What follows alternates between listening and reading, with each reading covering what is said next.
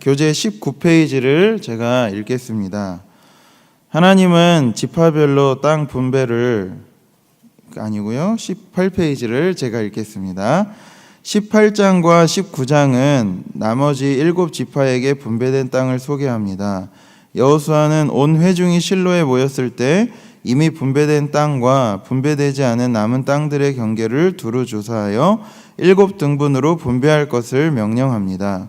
7지파 중 베냐민 지파는 유다 자손과 요셉 자손의 중간의 땅을 제비 뽑아 분배받습니다. 시므온 지파는 유다의 기업 중에서 땅을 분배받습니다. 이어서 스불론 지파는 가나안 북부 내륙 지방을 분배받습니다. 이사갈은 16개 성읍과 마을들을 분배받고 아셀 지파는 22개의 성읍과 마을들을 분배받았으며 납달리 지파는 19개 성읍과 마을들을 분배받았습니다. 마지막으로 단 지파는 인구에 비해 작은 땅을 분배받았지만 경계를 더욱 확장하여 레셈이라는 지역을 정복하였습니다. 지파별로 모든 땅을 분배한 여호수아는 마지막으로 자신의 기업으로 딥낫세라 성읍을 받았습니다. 우리가 읽고 있는 이 여호수아 본문은 계속해서 땅을 분배하고 나눠주는 장면을 우리에게 보여줍니다. 어제에 이어서 오늘도 이 땅을 나누는 방법은 제비뽑기였습니다. 오늘 말씀을 통해서도 하나님께서 우리에게 어떤 기도로 주님께 나아가기를 원하시는지 함께 말씀을 나누겠습니다. 먼저 첫 번째는 자발적인 신앙인이 되게 하소서라는 기도 제목입니다.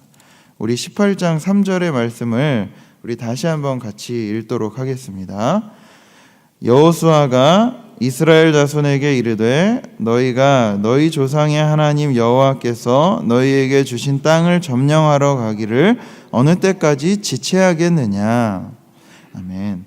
이 말씀을 다른 번역 성경에 보니까 이렇게 나와 있습니다. 새 번역 성경에는 당신들은 어느 때까지 주 당신들 조상의 하나님이 당신들에게 주신 땅을 차지하러 가기를 미루겠소 이렇게 나오고요. 공동 번역 성경에 보니까 이 미루다라는 말을 머뭇거리겠느냐라는 표현으로 쓰고 있습니다. 가나안 땅을 분배받고 나서 이스라엘 그 각 지파들이 취해야 할 행동은 바로 그 땅에 가서 확실하게 그 땅을 취하는 일이었습니다. 큰 정복 전쟁은 승리를 했지만 지파별로 분배된 땅에 들어가서 땅을 취하는 일은 각자의 지파에 맡겨진 일이었습니다. 17장 마지막 부분을 보시면은요, 이 요셉 자손이 자기들이 큰 민족이 됐는데 이 분배받은 땅이 좀 우리들이 살기에 넉넉하지 않습니다. 그래서 한 분기 더 주십시오 라고 요구를 하자 여호수아가 브리스와 르바임 족속의 땅을 취하라고 이야기를 했는데 요셉 자손의 그 족속들이 거기는 철병거가 있어서 좀 어려울 것 같아요 라는 이야기가 나옵니다. 이 요셉 자손이 취해야 할 행동을 마땅히 하지 않고 그 행동에 있어서 매우 소극적이고 수동적인 태도를 보여준 것을 17장 마지막 부분에 가면 잘 알 수 있습니다. 그리고 오늘 말씀해 보니 이 나머지 7지파도 그 땅 분배는 받았지만 땅을 취해야 될 행동에 있어서는 매우 수동적이었다라고 전하고 있습니다. 이 신앙에 있어서 이 수동성이라고 하는 것은 참 중요합니다만 그것은 하나님의 말씀을 들을 때는 이 수동성이 참 중요합니다. 하나님의 말씀보다 내가 앞서지 않고 그분의 음성을 들을 때는 가만히 기다리는 수동적인 자세가 필요합니다. 그러나 말씀을 듣고 나서는 자발적으로 실행을 해야 합니다. 내가 원하는 것이 내 눈앞에까지 오는 것만을 기다릴 수는 없는 법입니다. 때로는 성도님들께서 기도 제목을 부탁하실 때 그것을 가만히 자세히 들어보면 이미 하나님께서 어떻게 하면 좋을지 분명히 알고 계시는 것 같은데 그것을 머뭇거리는 분들이 종종 계십니다. 물론 조심성이 있다고 볼 수도 있지만 사실은 두려움이 많은 겁니다. 하지만 하나님은 이미 우리에게 승리를 주셨고 우리가 직접 나서서 그 승리를 취하기를 원하시는 분이십니다. 밥을 하기 위한 재료는 만들어 주실 수 있으나 밥을 해서 떠먹는 것은 그건 우리가 해야 할 일입니다. 어제 읽었던 15장 13절에 나오는 이 갈렙 부분과 그리고 17장의 슬로브앗의 딸들이 땅을 얻게 된 것도 이들이 다 자발적으로 적극적으로 그렇게 그 말씀에 순종하고 행동했었던 신앙인이었기 때문에 가능한 일이었습니다. 오늘 19장 47절에도 단 자손의 경계가 더욱 확장되었다라고 전하고 있는데요. 이것도 단 자손이 자기들에게 주어진 그 분배된 땅 안에서 자발적으로 그러한 역할들을 감당했기 때문에 자신들의 경계가 더욱 확장되었다라고도 볼 수 있습니다. 그렇다면 우리도 신앙생활을 하다가 하나님께서 우리에게 주신 말씀이 있다면 주저하지 말고 그 말씀을 실행에 옮겨야 합니다. 만약에 시험을 앞둔 학생이 있는데 열심히 기도도 하고 공부도 했어요. 그런데 이 학생이 시험 보러 가기를 주저한다면 어떻겠습니까? 나는 너무 시험이 두렵고 나는 시험이 너무 무서워서 떨어지면 어떻게 하지 하고 가지를 않아요. 그러면서 이런 마음으로 하나님 도와달라고 합격하게 해달라고 기도만 하고서 시험을 보러 가지 않는 것과 같은 이치입니다. 우리가 자발적인 신앙인이 된다라는 것은 적극적으로 시험을 직면하는 행동입니다. 혹시 여러분들 중에서도 하나님께서 주신 말씀이 있다면 자꾸만 생각만 많이 하고 인간적으로 계산만 할 것이 아니라 그것을 직접 실행에 옮기는 일을 해봐야 합니다.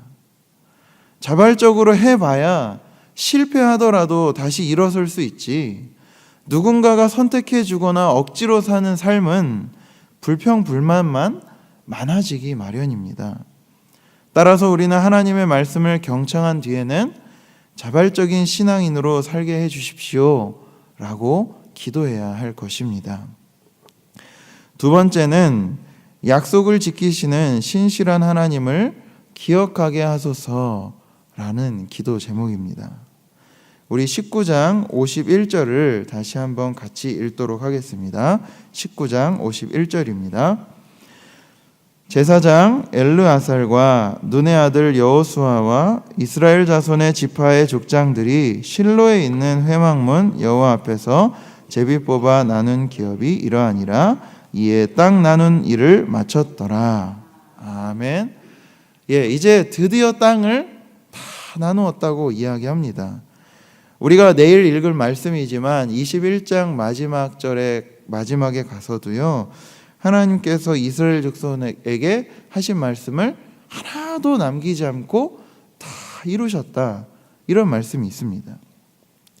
이 말씀을 통해서 우리는 어떤 하나님을 느낍니까?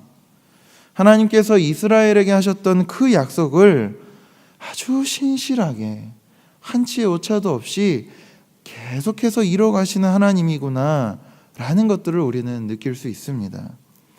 물론 그 과정은요, 순탄하지 않았습니다. 아브라함에게 처음 하셨던 그 약속에서 출애굽도 거치고 긴 광야 생활을 거쳐서 드디어 가나안 땅에 이르게 된 겁니다. 그 얼마나 모진 세월이었고 얼마나 많은 실패를 거듭해 왔었습니까? 그러나 그러한 실패 속에서도 하나님의 약속은 단 한 번도 꺼진 적이 없고, 그 실패 가운데서도 이스라엘 백성들 중에서도 찬란하게 빛이 났었고, 여전히 그 백성들과 하나님이 함께 하셨다라는 사실입니다. 그리고 훗날 우리에게는 이 예수 그리스도라는 신실한 약속이 계속해서 이어져 온 것을 우리는 잘 알고 있습니다.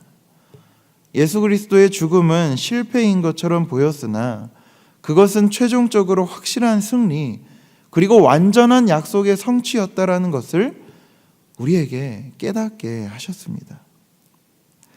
때로는 우리 삶을 보면 이게 진짜 약속이 이루어지고 있는 것이 맞는가 하는 생각이 찾아들 때가 있습니다. 내 삶이 왜 이러지? 하나님이 나를 잊어버리신 건 아닌가? 아니, 내 삶 속에서 이 약속이라고 할 만큼의 뭔가가 보이지 않기 때문에요. 이게 약속이 이루어지고 있는 건가? 맞는 건가? 하는 생각이 들 때가 있습니다. 하지만 오늘 이스라엘 백성들의 땅 분배가 마무리된 장면을 보면서 우리는 그렇지. 여전히 하나님께서는 신실하게 이뤄가고 계시는구나.